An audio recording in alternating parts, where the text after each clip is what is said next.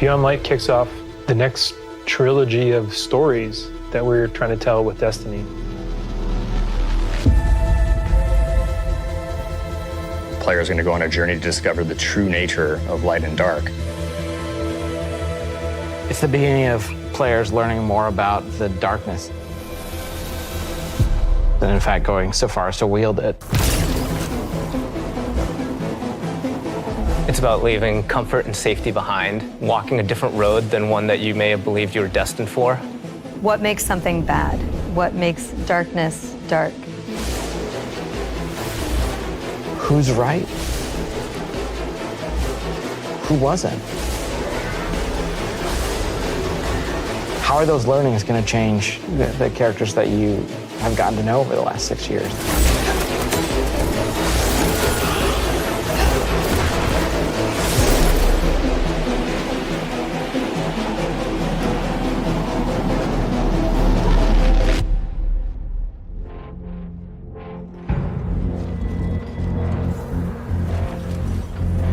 Beyond Light's really the beginning of a new adventure. Guardians, for the longest time, have been bathed in the light, sort of this altruistic force fighting back evil. And now we're starting to move into that gray area between the light and dark. If the darkness reaches out, we must reach back. I will not sanction this. In Season of Arrivals, the Vanguard is divided. You have some characters telling you, we should fight these ships, and we have other characters who are saying, no, we should find out what they want. We should get to know them and understand more. But it definitely comes to a head.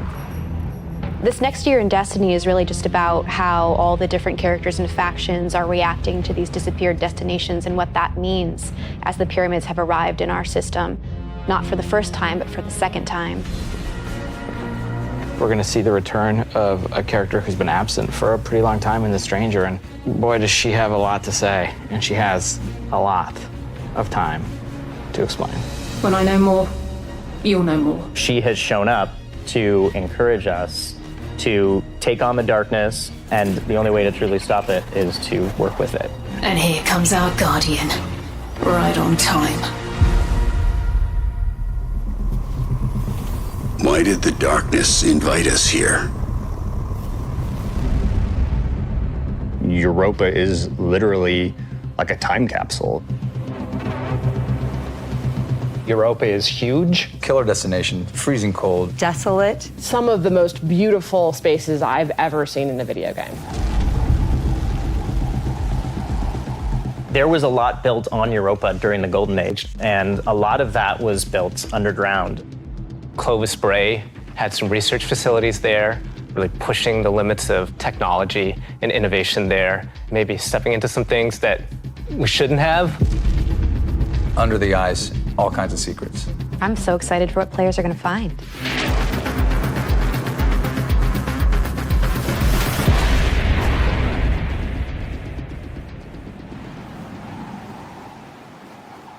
The storm on Europa was actually something we've wanted to do for a long time. We wanted it to feel harsh. The weather system is so awesome. Like, you're walking through an open space and all of a sudden things start happening. Coming across like Fallen or Vex for the first time, you can barely make out the glow in their eyes. The sound of the wind, the ice will change based on what the weather is looking like. You'll actually feel every piece of the environment changing around you to match the storm.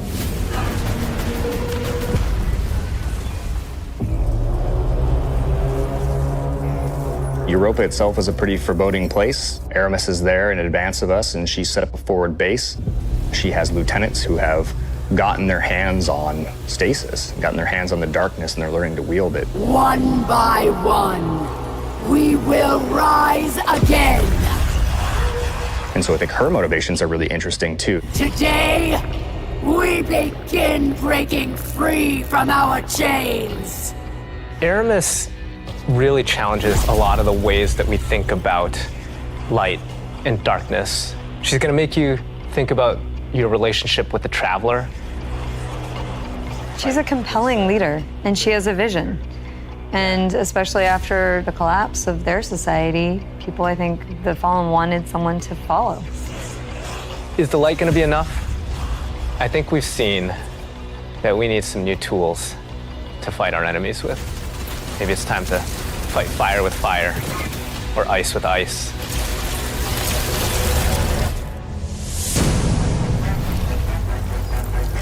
Stasis is, not just a set of new supers, but it's a new damage type.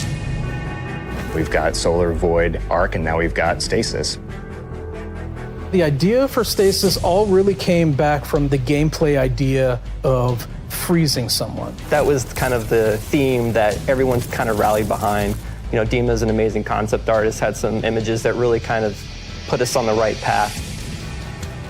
What really was landing with that was the more crystalline notion. So when we say cosmic ice, that's kind of where the cosmic comes in. Once he freezes solid, I'm able to hit him again and just shatter him in pieces. The pieces break apart and explode into sharp shards that can damage you. So all of that kind of came together when we landed on that theme.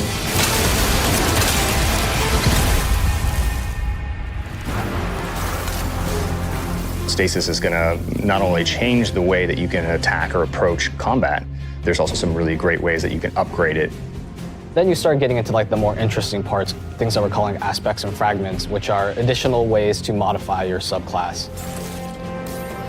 Aspects are a little bit more potent, and then the fragments are the things that are class agnostic, but depending on what your class is and depending on what your aspects are and how you want to play, you're probably going to be starting to select different ones in there. This is just the beginning for Stasis. We're going to continue to expand on it. We're just excited for players to get their hands on this.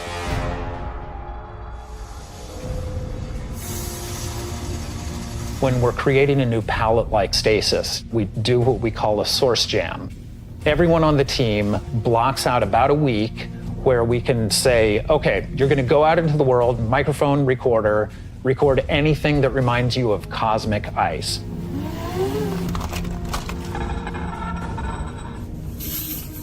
That gives us the palette that we can build the eventual sounds out of. I found personally that the best way to do it was at night. But doing screams, screeches, and blood-curdling yells is a little scary at night. Then I had a really rumbly stomach, and that also was recorded. I think there was also a breast pump.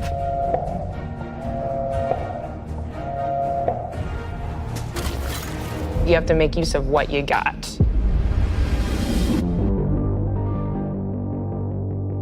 In Beyond Light, we have new exotic weapons for you.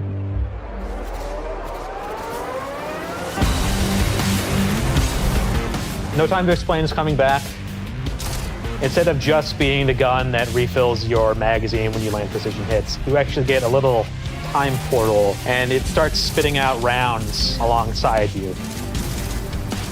You can actually have that on top of the Arc Soul, so you can be your own little mini firing squad if you build for it. Another one we have is the Lament. It uses up your sword's energy to give yourself a new combo that ends up in a big spinning slash. Probably the largest selling point for a lot of people is that it slices right through barrier champions. I think the largest draw for most people is actually going to be the fact that it is a chainsaw sword. Maybe. Yeah. For Beyond Light, we really wanted to create exotic armor pieces that formed a key part of your build around which all the other parts of your build could revolve. For example, the Titan gets the Icefall Mantle, which is a set of exotic arms that looks like it is crafted from Golden Age tech. When you activate it, you sort of slam your arms down, create a burst of stasis energy, and then you cover yourself in an overshield. The Warlock Exotic is Necrotic Grip. If you are facing a wave of thralls running at you, you can nail them with your melee attack, and it starts to burst and sort of cascade through the whole group.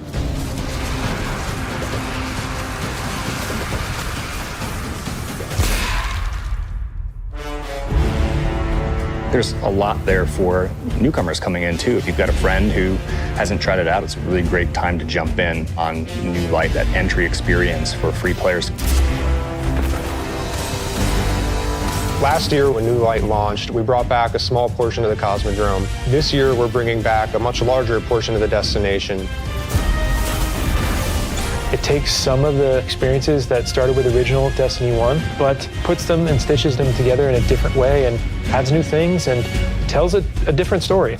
What you're going to meet in this new opening experience is a character with not one, but two names from Fast and the Furious, Shah Han. Thank the light. I didn't think we had other Guardians on patrol here. What I love about the Cosmodrome is it feels like Destiny distilled.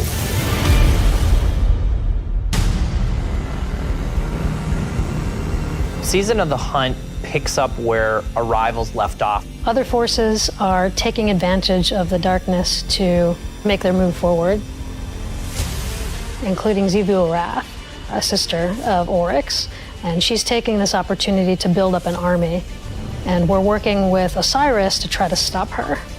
Osiris goes out, stumbles across these hive growths that are driving combatants crazy.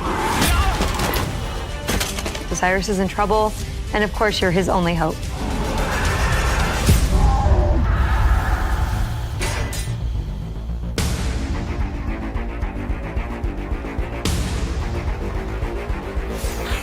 We warned you it was going to be dangerous down here. Impossible.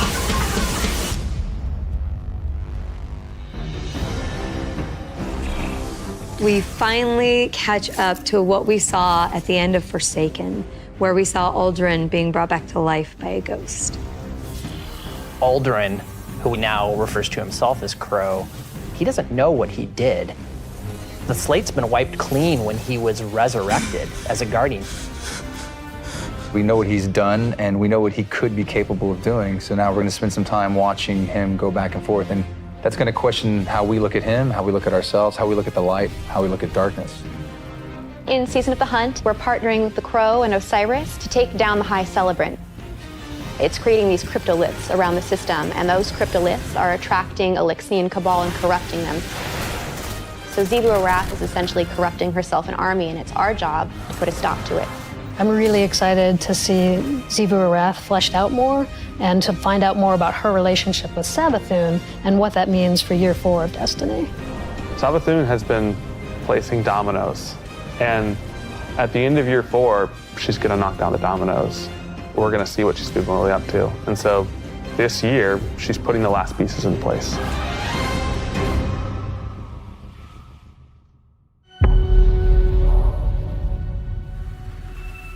Destiny is just a really incredible world, and there are so many stories for us to tell. We have a lot to look forward to beyond Light, then the Witch Queen, and then Lightfall, and all the seasonal content between. We feel like we've got a really great way to bring people together. Working through COVID and working through some of the other turmoil in the world right now has been really challenging. I have to admit, I've been pleasantly surprised with how well we've been able to get things done. We're committed to your characters and your community of players. We want to meet you where you are. I think the thing that excites me the most about Destiny's future is how much it's rooted in where we come from. Seeing villains revealed and finding out secrets that we've been hinting at for years. When I look at the team that we're building and continuing to grow and hire, the new leaders that are coming up in Destiny, that gets me super excited. Destiny's best days are ahead of us.